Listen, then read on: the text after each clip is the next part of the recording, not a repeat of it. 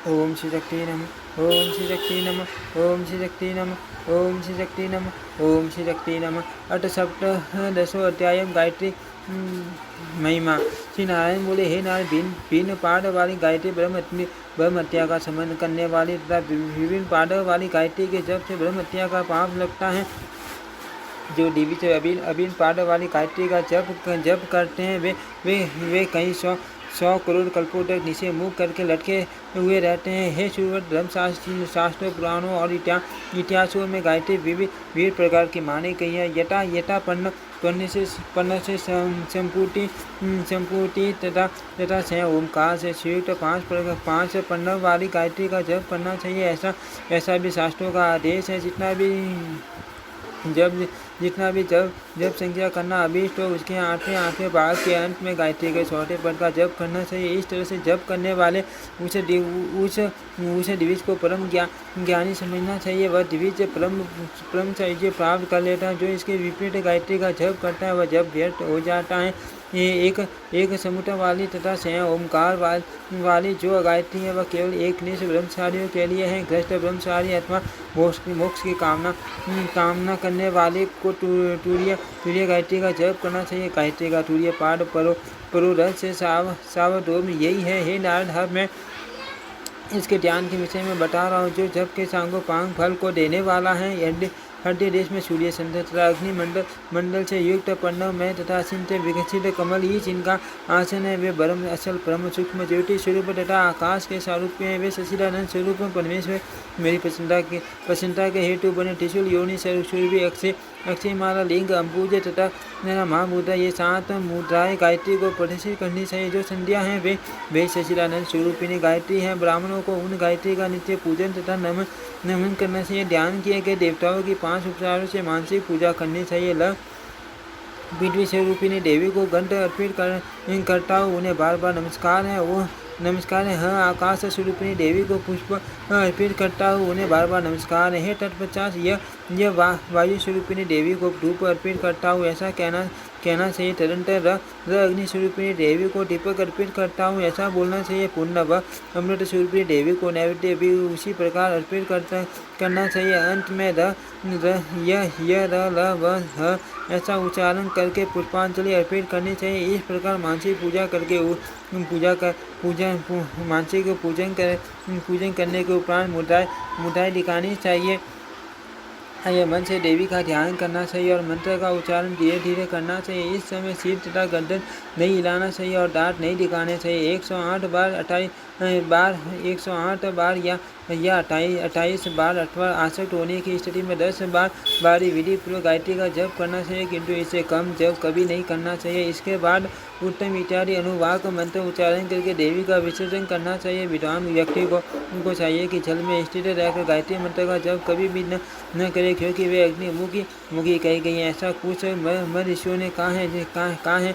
जबकि अनंत सूर्य ज्ञान स्वरूप पूर्व योनि पंकज लिंग और निर्वाण ये 8 मुद्राएं प्रदर्शित करनी चाहिए। इसके बाद इस प्रकार क्षमा प्रार्थना करे। कश्यप के प्रति प्रिय संभाषण करने वाली ये हे देवी, मेरे उच्चारण में अक्षरों तथा पदों का जो विचलन हुआ हो और स्वर तथा व्यंजन संबंधी जो दोष रहा हो उन सबको आप क्षमा कीजिए। हे माँ मुने, इसके बाद गायत्री अर्पण करना चाहिए। गायत्री इसका छंद कहा गया है। विश्वामित्र इसके ऋषि कहे गए हैं और सविता इसके देवता कहे गए हैं।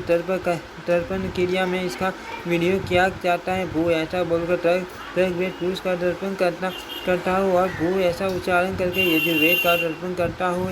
ऐसा कि स्वर व्यावटी का उच्चारण करके सामर वेद का तर्पण करूँ, ऐसा कहे और मैं ऐसा बोलकर अर्थवेद का तर्पण करे। पूर्ण जन पद के साथ इतिहास पुराण का तर्पण करता हूँ, ऐसा कहे। तप ये संपूर्ण आगमन स्वरूप पुरुष का और सत्य लोक का क्या पुरुष का तर्पण करता हूँ, ऐसा बोलना चाहिए। तरत हूँ भू से भूलोक पुरुष का तर्पण करता हूँ, भू से भूलोक पुरुष तर्पण करता हूँ अथवा तथा सर्व से सर्वलोक पुरुष का तर्पण करता हूँ, ऐसा कहना चाहिए। इसके बाद होम भू से एक पदा नाम वाली गायत्री का तर्पण कर रहा हूँ और भू से द्विपदा गायत्री का तर्पण कर रहा हूँ, ऐसा बोलना चाहिए। शब्द से त्रिपदा गायत्री का तर्पण कर रहा हूँ और ओम भूर्भुव शब्द से चतुष्पदा गायत्री का तर्पण कर रहा हूँ, इस प्रकार बोलना चाहिए। तदंत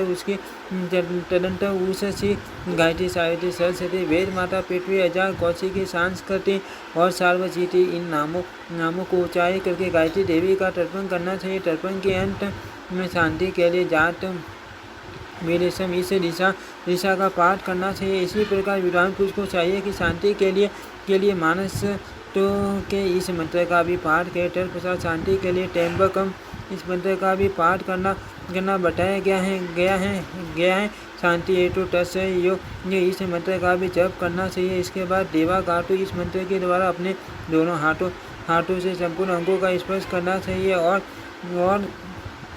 सियोना पृथ्वी मंत्र के द्वारा पृथ्वी को प्रणाम करना चाहिए। प्रणाम करते समय दिव्यश्रेष्ठ को विधि के अनुसार अपने गोत्र आदि का उच्चारण कर लेना चाहिए। प्रातःकालीन संध्या संबंधी इस प्रकार का विधान कहा गया है। संध्या क्रम समाप्त करने के उपरांत स्वयं अग्निहोत्र भी करना चाहिए। तत्पश्चात एकादशी रो पंचायत पूजा करनी चाहिए। इसमें शिव गणेश सूर्य तथा विष्णु की रचना करनी चाहिए। पुरुष युक्त व्यावटी मूल मंत्र अथवा इस मंत्र से समाहित सीट होकर पूजन करना चाहिए। पूजन करना चाहिए। देवी की पंचायतन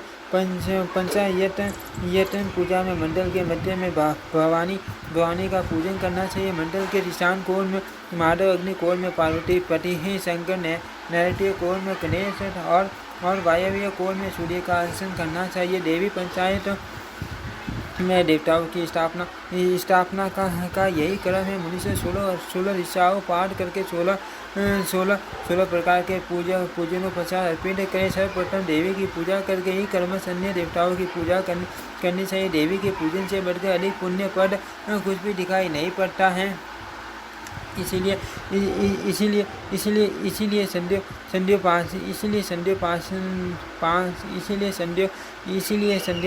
संध्या कालों में संध्या गायत्री की उपासना श्रुतियों में कही गई है। अक्सर से भगवान विष्णु की तुलसी से गणेश जी की दुर्वासा से दुर्गा की दुर्गा की तथा केट की पुष्प से शंकर की पूजा नहीं करनी चाहिए। मलिका जाति पुष्प कुटज पनस की किंचुक बकुल कुट लोबद करवीर शिशंपा अपराजिता बंदूक अगस्त्य बंद मदद सिंधु वाल पलाश पुष्प दुर्वाकुर विद्व दल कुश मंजली चल की माधवी अर्क मंटार केट की कनिका कंटम नाग केश चंपा चूही और मगर आदि ये पुष्प देवी को पसंद प्रदान करने वाले हैं। भवानी के लिए गुल का धूप तथा तिल के तेल का दीप अर्पित करना चाहिए। इस प्रकार देवताओं का पूजन करके मूल मंत्र का जप करना चाहिए। इसी रीति से पूजा समाप्त करने के अनंतर विद्वान व्यक्ति को वेदाभ्यास में प्रवृत्त होना चाहिए। इसके बाद बुद्धिमान पुरुष को दिन के तीसरे भाग में नियमपूर्वक अपनी वृत्ति के अनुसार अपने आश्रित वर्ग के भरण पोषण हेतु प्रयत्न करना चाहिए। इति श्रीमद्देवी भागवते महापुराणे अष्टादशशास्त्रायां संहितायां एकादश स्कन्धे संध्यादि कर्तव्य वर्ण नाम सप्तदशोऽध्याय। ओम श्री शक्ति नमः। ओम श्री शक्ति नमः। ओम श्री शक्ति नमः। ओम श्री शक्ति नमः।